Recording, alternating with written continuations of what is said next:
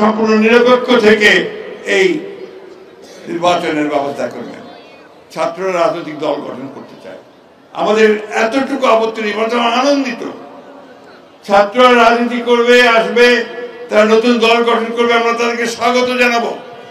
তারা তাদের নতুন চিন্তা ভাবনা দিয়ে মানুষের মনের মধ্যে যাওয়ার চেষ্টা করবে।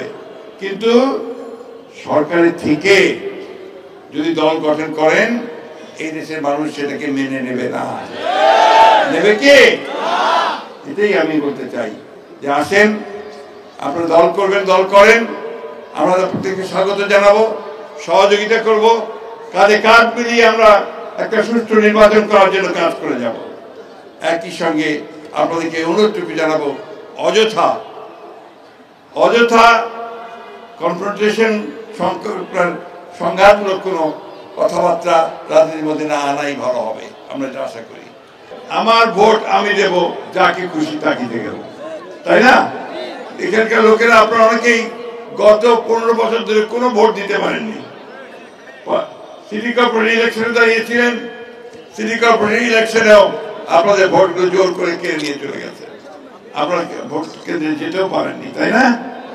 আজকে এই সুযোগ এসেছে, আমরা এই অন্তর্বর্তীকালীন সরকারকে, প্রফেসর ইউনূসের সরকারকে সেই জন্য অনুরোধ করেছি, যত দ্রুত সম্ভব আপনারা এই ন্যূনতম সংস্কার যেটা প্রয়োজন, অর্থাৎ মানুষ যেন সঠিকভাবে ভোট দিতে পারে, বিচারটা যেন মানুষ সঠিক পায়, প্রশাসন যেন কোনো পক্ষপাতিত্ব না করে, এই বিষয়গুলো দেখে আপনারা একটা ভোটের আয়োজন করেন, যেখানে মানুষ ভোট দিয়ে তার প্রতিনিধি নির্বাচিত করতে পারবে। জিনিসপত্রের দাম অনেক বাড়ছে, চালের দাম বাড়ছে না? কি মা বোনেরা, বাড়েনি চালের দাম? চালের দাম বাড়ছে, ডালের দাম বাড়ছে, নিত্য প্রয়োজনীয় জিনিসের দাম অনেক বেড়ে গেছে, বিদ্যুতের দাম বাড়ছে, হ্যাঁ অনেক বেড়ে গেছে।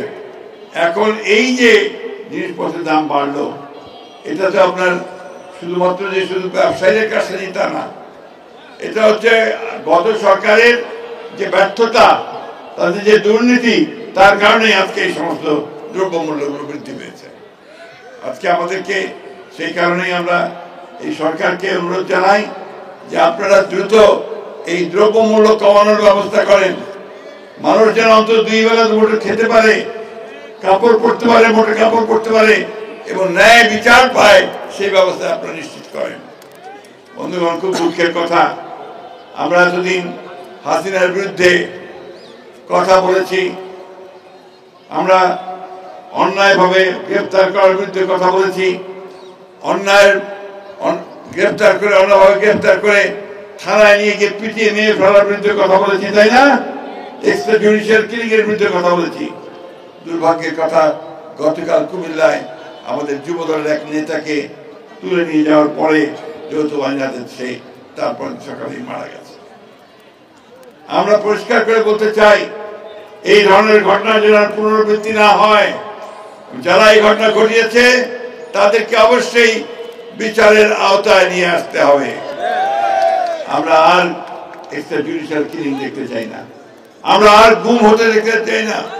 আমি যখন উত্তরায় ছিলাম, আমার তখন আপনার যে দক্ষিণখানে মুন্নার মা, মুন্না ছিল আমাদের ছাত্র দলের নেতা, তাকে রাত্রেবেলা তুলে নিয়ে গিয়েছিল, আর ফিরে আসেনি। মুন্নার মা পাগলের মতো কাঁদত, তার বাবা ঘুরতে ঘুরতে সমস্ত দেশ, এমনকি ভারতে পর্যন্ত গিয়েছিল। তারপরে মুন্নার বাবা মারা গিয়েছিল, তার ভাই বোধহয় এখানে আছে, তার মা কয়েকদিন আগে আমার বাসায় এসেছিলেন, আমি তাদের সঙ্গে যোগাযোগটা রাখি। এইরকম অসংখ্য মুন্না, এরকম অসংখ্য ইলিয়াস আলী, আমাদের নেতা ইলিয়াস আলী, তাদেরকে গুম করা হয়েছিল, আমরা তাদের চিহ্ন পর্যন্ত খুঁজে পাইনি। বন্ধুগণ, এটা আমরা দেখতে চাই না। আমরা বাংলাদেশে একটা শান্তিপূর্ণ অবস্থা দেখতে চাই, আমরা বাংলাদেশে একটা আইনের শাসন দেখতে চাই, আমরা ন্যায় বিচার দেখতে চাই, আমরা আর মানুষের সাধারণ মানুষের উপরে কোনো অত্যাচার করা দেখতে চাই না বন্ধুগণ। আর ওই যে মাস্তানি, আওয়ামী লীগ হলেই তার কাছে যাওয়া যাবে না,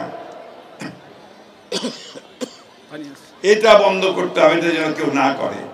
আমার মনে আছে আমি যখন আপনার উত্তরে ছিলাম, আমার যে কেবলের ডিশের যে কেবল দিতেন তার নাম ছিল তুষার। সে এখন এখানে আছে কিনা আমি জানি না। সে একসময় ছাত্র দল করতো। তো সে কয়েক বছর ব্যবসা করেছিল। পরে তাকে এখানকার আওয়ামী লীগের আপনাদের যে এমপি হলো কি নাম, হাবিব হাসান এমপি। আর পরে তাকে একদিন ডেকে নিয়ে গিয়ে বললো, তুমি অনেকদিন ব্যবসা করেছ, এখন এই ব্যবসা তুমি ছেড়ে দাও, এটা আমার আওয়ামী লীগের লোকেরা করবে। ঘর দখল করেছে, দোকান দখল করেছে, শপিং মল পর্যন্ত দখল করে নিয়ে গেছে। এই কাজ যেন আমাদের কোনো নেতা না করে, এটা আমি অনুরোধ করবো আমাদের নেতৃত্বকে এই জিনিসগুলো আপনারা খেয়াল করবেন। এবং যারা এই কাজগুলো করবে তারা কিন্তু দলের শত্রু, দেশের শত্রু। আমি বক্তব্য বাড়াবো না বন্ধুগণ। আমাদের সামনে এখন কিন্তু কঠিন সময়। আপনারা নির্বাচন হবে, আজকে কালকে নির্বাচন হবে, কিন্তু নির্বাচনে জনগণের ভালোবাসা যদি আমরা অর্জন করতে পারি তাহলে কিন্তু আমরা রাষ্ট্র পরিচালনার দায়িত্ব পাবো, তা নাহলে আমরা পাবো না। ঠিক না? এই যে আমাদের সামনে মা বোনেরা বসে আছে, ইনারা যদি মনে করে যে হ্যাঁ বিএনপিকে ভোট দেওয়া যাবে, বিএনপি মানুষের ভালো চায়, বিএনপির ছেলেরা, বিএনপির নেতারা আমাদের সুখ দুঃখের সঙ্গে আমাদের পাশে দাঁড়ায়, তাহলেই শুধুমাত্র আমরা ভোট পাবো। তাহলে কি ভোট পাবো? সুতরাং ওইভাবে আমাদেরকে কাজ করতে হবে। আজকে আপনাদেরকে দৃষ্টান্ত সৃষ্টি করতে হবে। আমাদের ভারপ্রাপ্ত চেয়ারম্যান তারেক রহমান সাহেব প্রতি মিটিংয়ে এই কথাটা বলেন যে মানুষের ভালোবাসা অর্জন করেন, মানুষের ভালোবাসা অর্জন করে মানুষ আমাদের সঙ্গে থাকবে। শহীদ প্রেসিডেন্ট জিয়াউর রহমান, দেশনেত্রী বেগম খালেদা জিয়া, তারা এই কাজটা করেছিলেন। তারা সব সময় মানুষের ভালোবাসা অর্জন করেছেন। একইভাবে তারেক রহমান সাহেব, তিনি মানুষের সঙ্গে কাজ করেছেন। আজকে প্রায় 17 বছর তিনি দেশের বাইরে রয়েছেন, দেশে আসতে পারেননি। আমরা সবাই আল্লাহ তাআলার কাছে দোয়া করব যে আমাদের দেশনেত্রী বেগম খালেদা জিয়া, যিনি আজকে চিকিৎসার জন্য বিদেশে গেছেন, লন্ডনে গেছেন, আল্লাহ যেন তাকে সেখানে সম্পূর্ণ সুস্থ করেন, সুস্থ করে আমাদের মাঝে ফিরিয়ে দেন। একই সঙ্গে এই দোয়া আল্লাহ তাআলার কাছে চাইব যে আল্লাহ তাআলা যেন আমাদের নেতা তারেক রহমান সাহেব তাকে সম্পূর্ণ সুস্থ করে আমাদের মাঝে ফিরিয়ে দেন এবং এই গণতান্ত্রিক আন্দোলন তিনি যেন নেতৃত্ব দিতে পারেন। তাই তো নাকি? এই দোয়া আপনারা সবাই করেছেন তো? সবাই দোয়া করবেন বন্ধুগণ। দাবি নিয়ে বলছিলাম, সরকারে আসো তারপরে দাবি। সরকারে যেতে হবে তো। এখন আমি কোথা থেকে আপনাদেরকে দেব?